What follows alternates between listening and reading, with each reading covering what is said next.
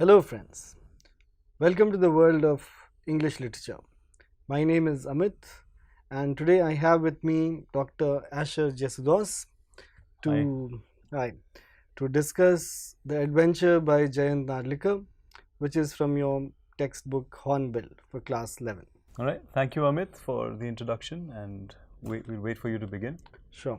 So this is a wonderful story under the rubric of science fiction written by Jayant Narlikar, who is a professor of astrophysics who's done some amazing work and is a recipient of Padma Bhushan, Padma Vibhushan, and is also a science fiction writer. Isn't that amazing? So let us discuss this story. Let's first go through the summary. And I also want to tell you that the version that is in your book is an abridged version, and you need to read the longer version. So let us begin with the summary of this story, and like I said, this is a detailed summary of the longer version of the story. Professor Gangadhar Pant Gaitonde collided with a truck and disappeared. So Professor Gaitonde was an eminent historian and a leading public figure of Pune. He was much in demand for presiding over public functions, and he had presided over not less than 999 functions. So obviously he was looking forward to his 1000th. And if you're thinking that how can one participate in 999 conferences, the writer has also given you a calculation. One public meeting once a week will take 20 years to make it 999. And so Professor Gaitonde was 55 years old. Having started in his early 30s as a public orator in Pune, he had a good 20 years. So he was hesitant and choosy at first, but then he began to relish his job. He loved speaking at these gatherings. So he would go to anything. He would go to book release, felicitations, jubilee programs, and he started speaking on subjects other than history as well. So in a way here, Jayant Narlikar is making fun of this character who's addicted to speaking, who's addicted to public attention. And so it is a dig at people who seek attention. This is also one of the points that we'll discuss later. So we see that Professor Gaitonde is waiting for his 1000th seminar. And since his home subject is history, he wanted to talk about history in his 1000th seminar, which would be about the Battle of Panipat, the third battle. However, the 999th talk was in Pune University on the catastrophe theory, which is obviously related to maths and physics. The maths professor refused and nominated Professor Gaitonde in jest, just for fun, to see if a historian could speak about physics. Now, Professor Gaitonde was curious about the topic. All right, so Rajendra Deshpande was a research fellow, a PhD scholar. He was in Pune University, and Professor Gaitonde was curious about this whole catastrophe theory, right? And he wanted to know a little bit more about the catastrophe theory. So he went to Rajendra Deshpande and said, "What is this catastrophe theory? Tell me a little bit more about this," right? And so he says, have you heard of Newton's laws of motion? And Gaitonde says, "Of course, I've heard of Newton's laws of motion. I mean, but tell me more." And he says, well, Newton's laws of motion work really well when, things are in a linear motion where the forces are not varying constantly, right? And so Gaitonde says, okay, tell me a little bit more. And he says the catastrophe theory actually happens when there are more chaotic elements that come in, right? So he gives the example of two dogs fighting. What happens when two dogs fight with each other? They're both aggressive. They're both attacking each other. Suddenly one decides that, okay, I've had enough, I'm going to run away, right? Why does that happen? Or a cricket team suddenly collapses, someone is batting really well, that person gets out and suddenly the entire team collapses. Or mob riots take place, what incites it? How do the mobs go from one place to another? What causes or triggers these events? What happens with share prices? So all of these things are applications that he talks about when it comes to the catastrophe theory, right? And he also says, oh, what happens in battles, by the way, who wins battles and what happens that causes this? And the moment he says battles, Gaitonde is again interested because he's a historian, right? So when he says that, he's really interested and he says, okay, you know what, I'm going to take this lecture up. I want to become, I want to be at this function. And Rajendra gives him some books, and Gaitonde is very excited. Professor Gaitonde is very excited, and he takes the books and he's on his way home. And on his way home, he thinks about the Battle of Panipat, and he's trying to connect it with this whole catastrophe theory. And he thinks, what if something had changed? And he was thinking about this when a truck came and hit his car. And obviously, when a truck hits a car, there's going to be a lot of calamity. And the driver of the truck, before hitting the car, realized, he saw Gaitonde in the car, and he knew from his Jodhpuris that he was wearing that he was a well-to-do person, right? So he got out of the truck and he looked for him, but he couldn't find him anywhere because Gaitonde had disappeared. 60 hours later, so that's where the story skips, right? We don't know what happened in between at this point, but 60 hours later, Professor Gaitonde appears with torn clothes and an empty pocket, right? And in the middle of Azad Maidan in Bombay. So how did he move from Pune to Bombay? We don't know. And what happened in between? No one knows. And a constable comes in because obviously crowds gathered that, a man is lying in the middle of Azad Maidan.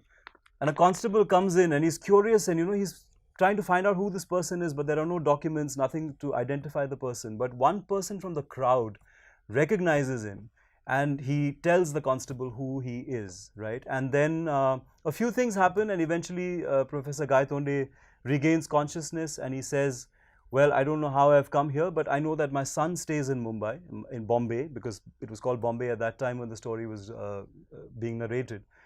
So Vinay Gaitonde, his son, he comes in. So by that time, they've taken him to the police station. So Vinay Gaitonde comes in, and he, takes him home. He insists that, he should stay with him for a few days. However, Professor Gaitonde, is very curious because he needs to understand what is happening. How did he reach Bombay? So he decides to go to Pune immediately, right? So he gets on board the Deccan Queen, and he's on the way back. And on the way in the train, he reaches out. I mean, there's a station that comes in, and he's trying to buy something from the station, and he pulls out from his pocket a piece of paper, and this piece of paper actually refreshes his memory, right? And as soon as his memory comes back, he decides that he has to go back to Rajendra and speak to him. So there are two things that he decides, that I have to go speak to Rajendra immediately. And the second thing that he talks about is that he will never sit as the chair of an event again. So why this happens, what was in that document, and all of this is something that Amit will tell us a little bit more about. So what happens after the accident? Gaitonde wakes up in a hospital after the accident. And then a discussion ensues about the landmarks. And the doctor and Gaitonde do not recognize many of each other's landmarks. Meaning what Gaitonde says should be in the city is not in the city. What the doctor says should be in the city is not in the city for Gaitonde. So something is wrong here of how they perceive the city, how they have known the city. Some have moved from Pune to Bombay, some of these landmarks. It's quite weird what is happening over here. The doctor thinks it's because of trauma, because Professor Gaitonde has had an accident. And so he's probably lost his memory, his mind is acting up, and even the history of Mughals and the Peshwas has changed. Now, this is a little too much, that the nitty-gritties of mainstream history, what we read in history books, has also changed. So this is where the story is getting us into the thick of science fiction, which is not projected into the future, but into the past, that the past seems to have happened differently, which is what the story will try to figure out as we go along. So the year is same in Pune, but is different in Mumbai. The doctor says today is Ashadh Shukl Chaturdashi, Saka era, 1908. If you need the date in Bombay, it is July 20, 1986. So the doctor discharges Professor Gaitonde next day and offers to drop him home. Now this hospital that Gaitonde is in was more modern than what he knows is generally the trend in India. And the signs were in English, Marathi and Hindustani. The car model that the doctor was driving is different too. So Gaitonde is feeling completely lost because everything as he knows in Pune and Bombay is different from what he's seeing around him. A more modern space, different car model, different landmarks that they know. So it seemed to him that he didn't know the place at all. And so he asks to be dropped to the train station. But the doctor drives him around Pune first.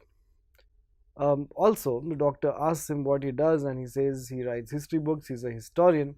And the doctor says that he's not a great fan of history because history was a boring subject that they had to read in school. And by the way, he also mentions Gaitonde's book. And he asks if Professor Gaitonde and the historian Gaitonde, whose book he has read, are related. And Gaitonde, baffled that this guy does not like history at all, denies any connection with himself in a way. Right. So after Gaitonde denies the connection, what happens is that the doctor says, okay, let me go drop you home. He tells him his address. But what happens is when they're driving across Pune, they realize that several of their addresses don't match. Like Gaitonde just does not realize what is happening because he doesn't recognize any of the landmarks. So finally, however, they realize that Shaniwar Wada is one place that still exists. So he is very happy, Professor Gaitonde, that at least some landmark is there which is common. And he realizes that the Peshwa's palace is still intact. And he wanted to go and take a look at it because in his imagination as a history professor, he had imagined how it would be, but it was never there for him to look at. But in this world, the palace was still intact. However, the place was shut. It was only open for a few hours in the evening, and he couldn't go in. So he says, okay, let me go there in the morning.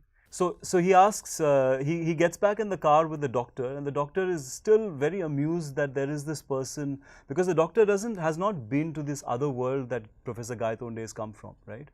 So the doctor is very amused that this person doesn't even remember so many things about the very city that he lives in, right? So he thinks that he's going through some post-traumatic stress or something like that. So he gets back into the car, and the doctor kind of feels that what's wrong with this person? Maybe he's going through some trauma, and that's why he doesn't remember the very city that he does not live in, and he's naming parts in Mumbai that he knows are in Pune and so on. But suddenly Gaitonde, somehow in all this confusion, gets his confidence back, and he remembers that his son works in Bombay, right? So he says, you know what, just drop me to the train station and I will catch, and the doctor says, yeah, you'll be in time to catch the Jija Mata Express, which doesn't exist in the real world. But Professor Gaitonde says, yes, let's do that, right? So he takes out some notes from his pocket, but the doctor takes a look and laughs again. And he says, you know what, these notes may be good for playing Monopoly, but these don't work here. So I'll give you some actual notes. He gives him some 10 rupee notes. And Professor Gaitonde thankfully takes that, and he goes inside the train where he realizes that he needs a pass.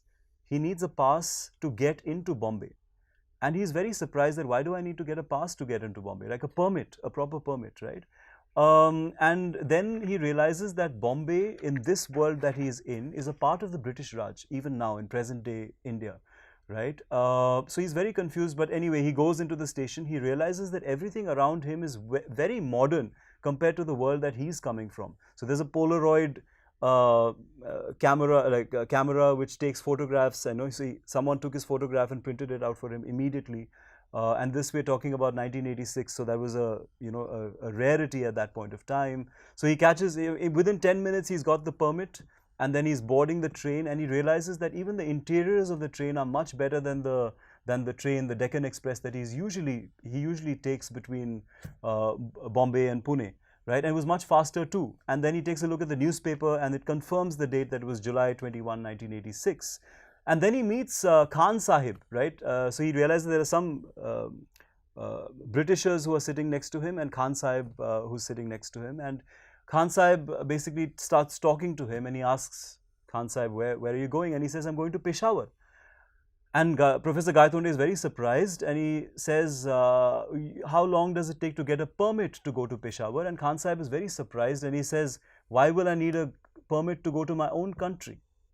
Right? Peshawar is a part of India. You need a permit to go to Bombay because it is a part of the British province, but Peshawar is a part of India, so you don't need a permit. Gaitonde is still very surprised, and he says, how long will it take you and how will you go there? He says, I'll go to Delhi and then Lahore and then Peshawar.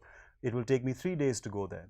And then, so while this conversation happens, they've entered Bombay. and he sees this sign which says Greater Bombay Metropolitan Railway, and each of these, the windows of this railway have the Union Jack, the British flag, on them too, as a reminder that it's a part of the British province, right? And then he also sees a sign which confirms that the East India Company is also still functional in this alternate reality, and the landmarks of Bombay were very different. And well, he somehow reaches his son's address, but then he finds out that his son does not live there anymore. But by now he's so used to all these things that he's not even surprised anymore. All right, so then what he does is he decides to have a quick lunch, and then he decides to go to a library, because he feels that whatever information has changed in the last several years, because of which all these landmarks have changed, must be documented in some history book in a library, right? So he decides to go to a library as soon as he can, and he finds one at the Asiatic Society. And what he reads in that library is something that Dr. Amit Ranjan will tell us now. So, interestingly, history was the same until the Third Battle of Panipat, which is after which things have changed. So what we have seen in the lesson here is there's an alternate reality in which Professor Gaitonde has landed. So he wants to know from where this bifurcation has happened. So the bifurcation has happened in time, in history, at the Third Battle of Panipat. And so he goes and reads his own book written by Professor Gaitonde, but the details were different. So the Professor Gaitonde, after the accident in Pune, is reading a different book written by himself from a different reality. So there are two Professor Gaitondes living in two alternate realities.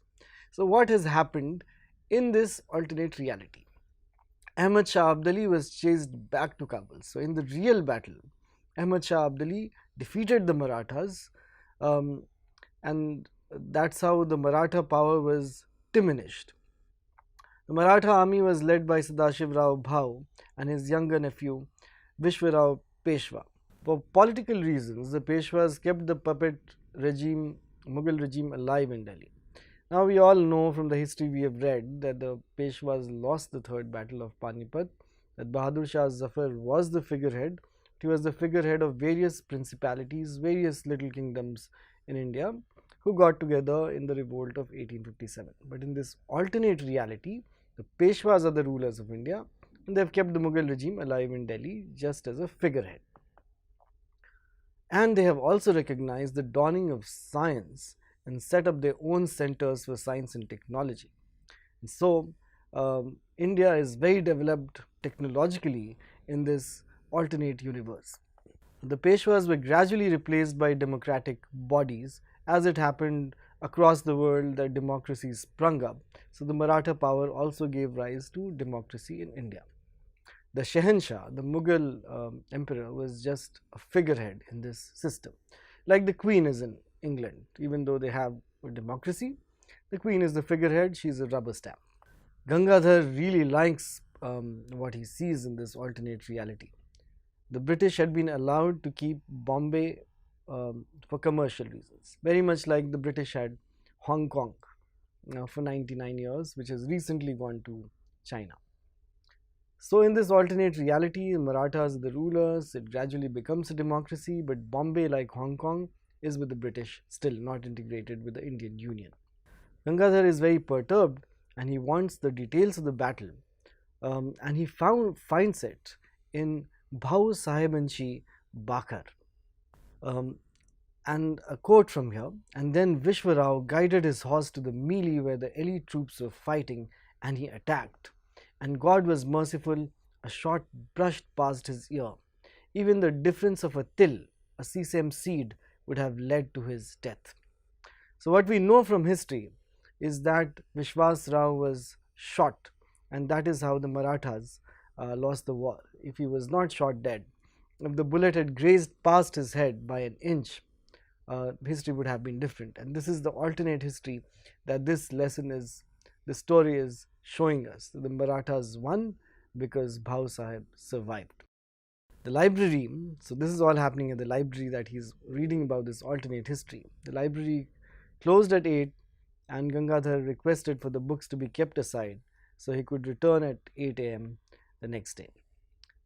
Asher will take us through the subsequent events. Right. Thanks, Amit. So what happens is that he leaves the library and he wants to come back the next morning, and he asks at what time will the library open, and the librarian says 8 a.m.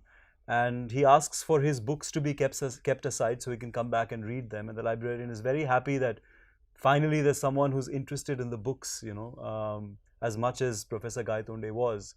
So he leaves that library, he goes out and he reaches Azad Maidan. Now, if you remember at the earlier part of the story, that's where he wakes up with torn clothes. So now we find out what actually happened over there and how he ended up with torn clothes. So when he went there, there was a speech that was going on, and he notices, he noticed at that point that there's a chair on the podium and the chair is empty.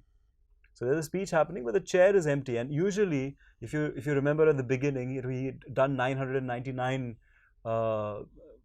lectures. I mean, in the sense that he was the chairperson at 999 functions. And if you remember at the beginning of the story, Professor Gaitonde was known for his functions and the chair and talking at events, and that's what he loved doing.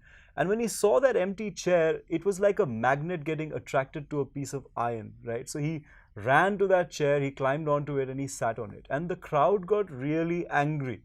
They got angry, they started shouting, they said, get off that chair, get off that chair. And Professor Gaitonde then gives them some quotes about Shakespeare, and then he says, an empty chair should not be left empty. And, he says a lot of things, but the crowd basically said that, in that world, in that reality, they had abolished that custom of someone being on the chair years ago, and they wanted that chair to be empty. And when Professor Gaitonde refused to get off that chair, they started throwing tomatoes at him, they started throwing eggs and other objects at him, and finally when he wasn't moving, they physically came to the stage and they pulled him off and they ejected him from the stage physically, right? And that is where Professor Gangadhar Gaitonde disappeared from that alternate reality, right? And then he comes back. That's where, now earlier in the story we found that he was found in the middle of Azad Maidan with his torn clothes and all of that, and he's on the way back to Pune to meet Rajendra, right? And now when he narrates this whole thing to Rajendra, he's back in Pune and he narrates this whole thing. Rajendra thinks that, okay, I think you've either been dreaming or you've been imagining. But Professor Gaitonde says, you know what, I know that you would, I knew that this is what you would say, but here is some proof. So what happened was that while he left the library, he got the book that he was reading, the Bakhar, right? It was in his pocket. But somehow that book got lost in Azad Maidan. However, one page from that book got stuck in his pocket, remained in his pocket, and it traveled back to the real world. And he showed that to Rajendra, and Rajendra read that entire account of what happened in the Third Battle of Panipat. And he was amazed that, okay, suddenly from smiling and laughing, he moved to a serious tone, because suddenly he realizes, oh my God, this is something which is related to the catastrophe theory that we were talking about in the 999th function of Professor Gaitonde. And he says, this is probably what has happened, right? And he relates, so he says that, he explains the Battle of Panipat, all those things that are changing, like that little arrow, which instead of, the little shot that instead of hitting the Peshwa, misses him very gradually, and that changes the outcome of the entire battle. That is what the catastrophe theory is all about. And then Professor Gaitonde says, but what about my moving to that reality? How did I end up there? In a completely different world. What was that world all about? And then Rajendra talks about the quantum theory, and he says that the same thing happens in quantum physics, where the position of an electron in motion is impossible to determine. And the analogy that he gives is, if you fire a shot from a gun, you can actually physically, using physics, you can figure out, in the next 20 seconds, where will that bullet be? What trajectory will it be following? Based on gravity, based on the velocity, etc. But you cannot do this at the subatomic level. You cannot determine where exactly an electron is going to be. So Professor Gaitonde says, is it like the planets revolving around the sun? Rajendra says, no, it's not like the planets revolving around the sun, because you can predict the motion of a planet, but you cannot predict the trajectory of an electron, right? So the odds, the best thing that you can do is determine the odds. You can figure out maybe the electron will be here. The chances of the electron being here are so high, and that this lack of determinism is what is at the core of quantum physics, or the entire quantum theory. Right. So once he's done explaining this quantum theory to Professor Gaitonde, he says, but why did, I mean, I understand all of this, but how did I end up there? Why did I go there? And Rajendra says, I really don't know. But the best explanation is maybe you were thinking about the Battle of Panipat and the neurons in your brain were aligned in such a way that maybe it triggered the right kind of reaction and you ended up in this alternate universe. And there are many mysteries of the world that we don't know, and this is one such mystery that we'll never be able to figure out. And Rajendra says that, now for his 1000th lecture on the Battle of Panipat, he doesn't really have to figure out what if, because he's actually experienced that in real life. However, Professor Gaitonde clearly says that he had taken 2 decisions on that train. One was to come and talk to Rajendra, and the second thing was that he will not be attending the 1000th function, because after having been thrown off the chair in that alternate reality, he has decided that he will never ever chair another function in his entire life, and he's already communicated that to the organizers of the Panipat seminar, right? And that is the story. Now we will move on to, now that we're done with the summary, we'll move on to some themes that we can find in the story, and Amit is going to tell us a little bit more about these themes. So what a fascinating story, Asher. I think of alternate reality, parallel universes. And so in the next episode, we are going to discuss the themes about parallel universe, parallel realities, what science fiction is, and many such issues. Thanks a lot, viewers, for being with us. Thanks a lot, Asher, and see you very soon in the second episode. Thanks everyone. Thank you, Amit, for having me over. Thank you.